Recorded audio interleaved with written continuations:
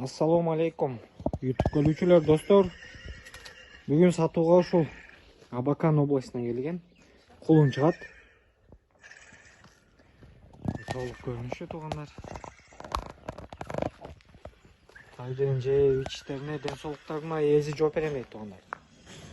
Жакшы экен. Буттарында айып жок. 4 казыгы ордунда экен тугандар. Жеп ичтерине, ден соолуктарына жооп берем дейт эзи. Мына тугандар төштөлү омурдолоруна бир көз салсаңар болот мынакей.